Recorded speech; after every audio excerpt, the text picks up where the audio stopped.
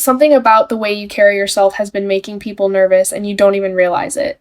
Like before you open your mouth, before you sit down, before you even make eye contact with a single person in that room, something already shifted. The temperature changed, people adjusted themselves, sat up straighter, got quieter, hands moved to their laps, conversations trailed off mid-sentence, and you walked in thinking you were just walking in. You thought you were late. You thought nobody noticed? Yeah, they noticed. That's what I'm getting right now, and it's coming through so strong.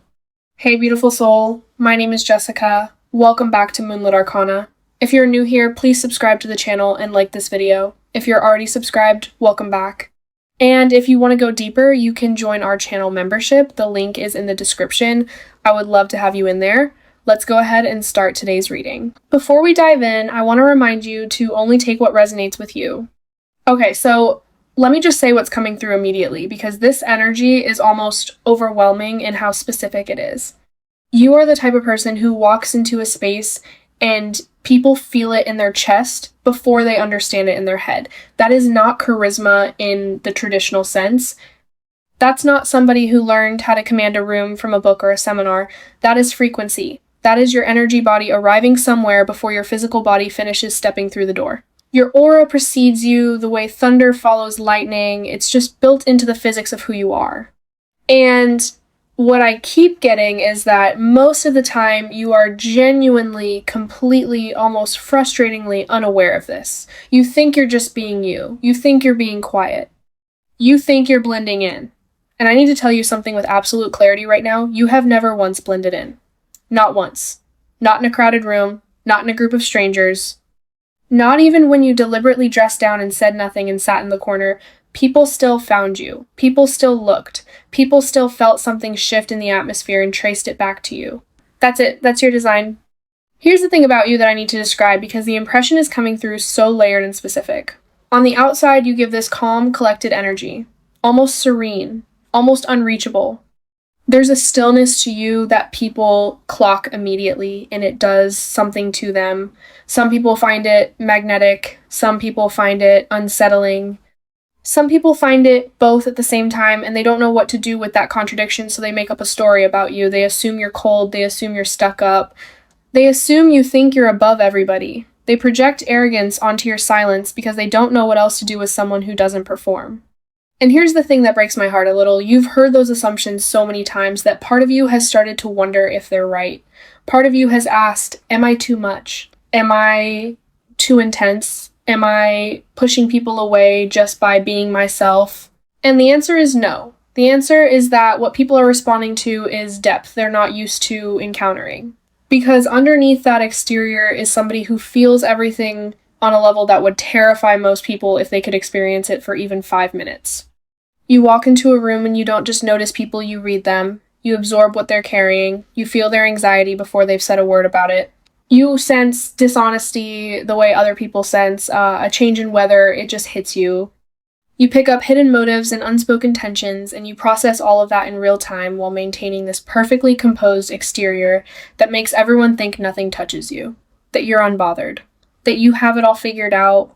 And the truth is, you're running an entire emotional processing center behind your eyes that nobody can see and nobody ever asks about. But let me speak to what actually built that composure, because you were not born with it. You forged it in seasons that would have broken most people. There were times, and you know exactly which ones I'm talking about, where you looked around for someone to lean on and found nobody. You needed support and got silence. You needed somebody to fight for you, and watched people choose comfort over loyalty. And so you learned, you taught yourself how to be your own foundation, how to stand in a storm with no shelter and not collapse. And what came out of that process was not somebody who's damaged or closed off. What came out of that was someone who is sovereign. There's a difference, and it matters. Guarded people are hiding.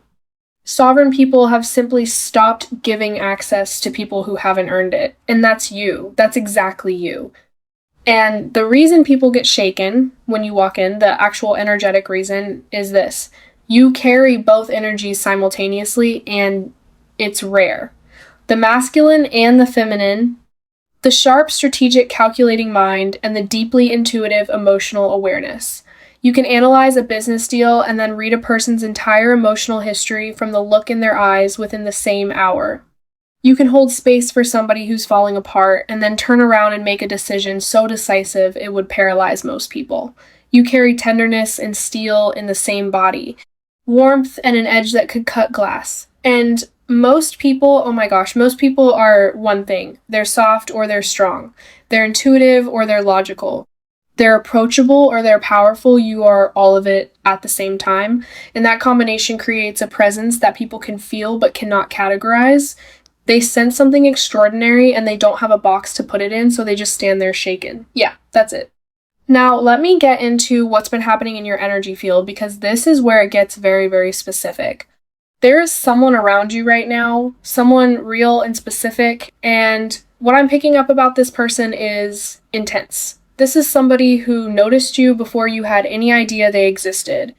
And when they first became aware of you, whether it was in person, through a screen, through a conversation someone else was having about you, something locked into place inside their chest. Not attraction, not a crush, recognition. Like a part of them that had been searching for something it couldn't name suddenly went still and said, there, right there, that's it, that's the one. And it genuinely startled them. This was not a person who expected to be leveled by anyone, and certainly not by whatever context they first encountered you in. And I keep getting that this person has been existing in your periphery, watching you, not in a way that's threatening, but in a way that's almost reverent. They study you. They notice things about you that you've never noticed about yourself. The way you tilt your head when you're actually interested in something.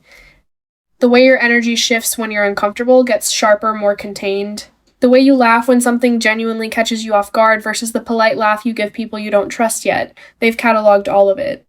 And the reason they haven't stepped forward yet, listen to me because this matters, is not because they don't want to. It's because they look at you and they feel two things at the exact same time. Desire so intense, it almost scares them. And a deep, quiet fear that they might not be enough for you yet, that they might not be at your level, that they haven't built themselves into someone who deserves to stand next to what you carry. The initials M or D keep coming through extremely strongly. Also, a J or K connection, possibly someone around this person or someone connected to how you first crossed paths. If those initials mean something to you, trust that impression, drop them in the comments. I also keep getting the letter R, fainter but persistent. Trust whatever comes to mind first. And this fear that they're not enough, it's eating them alive, because this is not a person who is used to feeling small. If I'm picking up correctly, this is somebody who normally carries themselves with a quiet confidence that borders on arrogance. They're used to being the most magnetic person in the room. They're used to being the one other people adjust for, the one whose entrance changes the energy, and then they encountered you, and suddenly they were the one adjusting. They were the one sitting up straighter. They were the one whose voice changed, whose hands got restless, whose thoughts scattered. And that experience of being the one who was shaken rewired something in them. It broke whatever algorithm they were running that told them they had everything figured out. What I'm picking up about this person's inner world right now, and I mean right now, in this current season, is almost overwhelming. They think about you in quiet moments, not just when something reminds them of you. In the silence itself, when they're driving and the music fades into background noise. When they're lying in bed at 2 or 3 in the morning staring at the ceiling with nothing but their thoughts. When they're standing in the shower and their mind has nothing to hold on to and it reaches for you every single time, you are their default thought. The place their consciousness returns to when every other distraction falls away, and the thoughts are layered. Yes, there is physical desire there. Let me be direct about that, because the energy is not subtle. This person has imagined what it would feel like to be close to you, really close. To cross that distance, to touch the side of your face, to feel your breath change. They think about the way you might smell up close, not perfume, the warmth underneath. They think about the sound of your voice when it drops low and goes soft in private, the voice you save for people you actually trust. That specific version of your voice does something to them that they cannot explain to anyone and they have never tried, because how do you tell someone that a voice haunts you? But here's what separates this from just wanting you. They also imagine the quiet, and this is the part that keeps coming through so clearly I almost can't keep up with the impressions. They imagine being in a kitchen with you late at night, tiles cold under bare feet, not talking. Just existing in the same space with a familiarity that feels like it's been there for years even though it hasn't started yet. They imagine handing you a mug of something warm and watching your hands wrap around it and feeling a peace they haven't felt since they were a child. They imagine falling asleep on a couch next to you, your head against their shoulder, something playing quietly that neither of you is watching, just breathing in the same rhythm. Drifting in and out of consciousness with absolutely no urgency to do anything or be anywhere, those are the images they return to most, not the dramatic ones, the ordinary ones. Because in their mind, those are the ones that mean forever. Those are the ones that feel like home. And this person, I need you to hear me, this person has not felt like home anywhere or with anyone in a very long time. And they are terrified of how badly they want it with you. Now, let me talk about something physical because I keep getting a very strong impression about jealousy and possessiveness with this person. When they see other people getting your time, your real time, your laughter, your relaxed energy, something happens in their body that they cannot control. Their jaw clenches. Their chest tightens.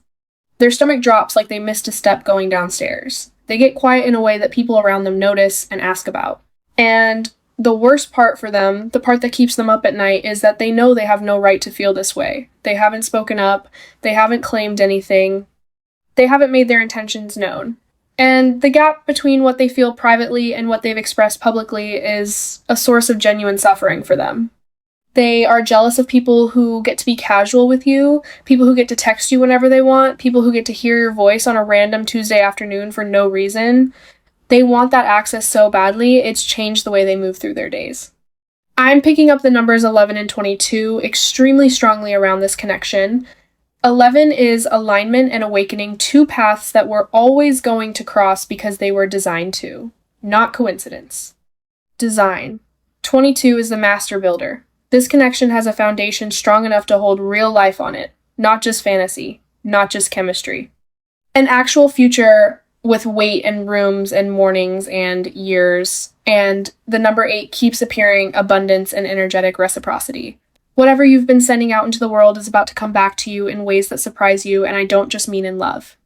Something you've been quietly building, maybe a creative project, maybe a financial investment, maybe a skill set you've been developing in silence while everyone else was distracted, is about to show you a return that makes you sit down. I'm also picking up the signs Scorpio and Capricorn very strongly for you. Deep transformative energy mixed with the kind of ambition that builds empires quietly. Also, Leo and Pisces, somewhere in this picture, creativity meeting, visibility meeting, spiritual depth. For the person in your energy, I keep getting Taurus or Virgo earth signs. Someone who builds slowly but permanently.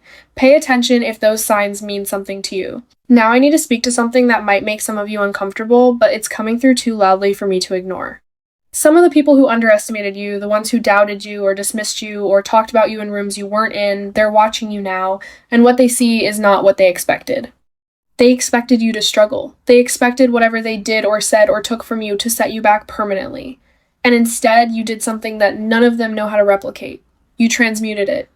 You took pain and turned it into fuel. You took betrayal and turned it into boundaries. You took abandonment and turned it into sovereignty. You are an alchemist, and you don't even fully realize it yet.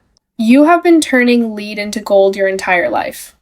And some of those people, the ones who built little alliances against you, those alliances are crumbling. They've turned on each other. The thing that held them together was a shared target, and now that you've outgrown their reach, they have nothing in common anymore. And some of them, maybe one or two specifically, are going to try to come back. They're going to show up acting casual, acting like nothing happened, testing the waters with a random message or a like on something old or a comment that's just friendly enough to leave the door open. Be very careful with that energy. You owe them nothing.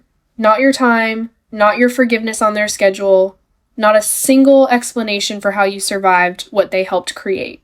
I keep getting strong divine protection around you, and I need to be specific about the kind of protection because it matters.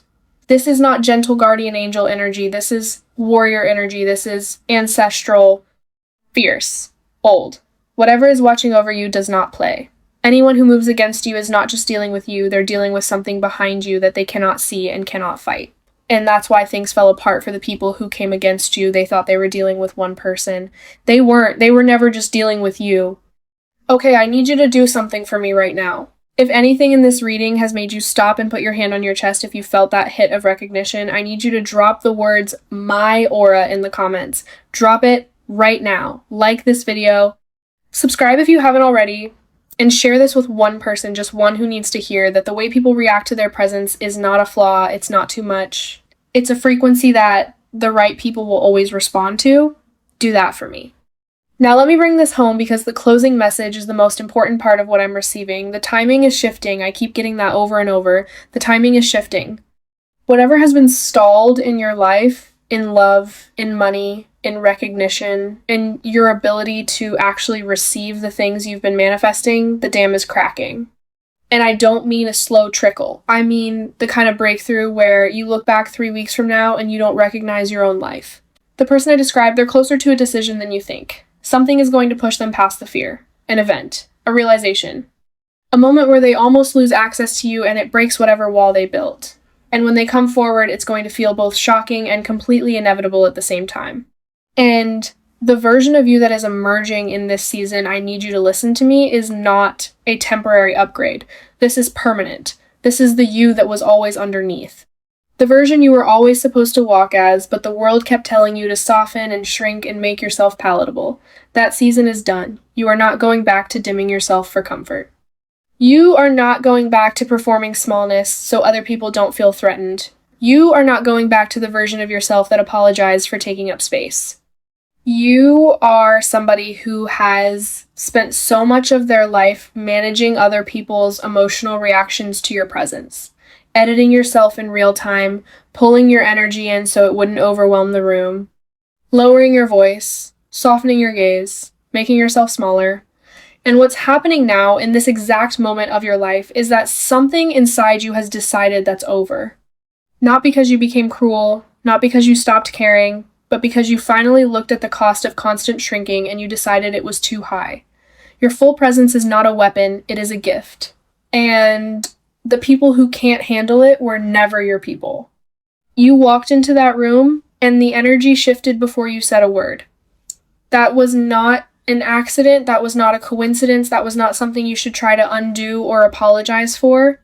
That was your aura doing what it was built to do. The right people feel it and choose to stay. The wrong people feel it and choose to leave. And both of those outcomes are protection. Both of those outcomes are blessings. Trust the design. You are rare. You have always been rare. And the world is finally starting to catch up to what you've been carrying all along. Your frequency was never the problem. The rooms were just too small. And the rooms that are opening for you now, they were built for exactly what you bring. That's what I'm getting. That's what I'm picking up. And I believe it with everything in me. And if this reading brought you clarity today, a super thanks means the world to me and helps me keep bringing you these messages. Thank you so much for being here, beautiful soul.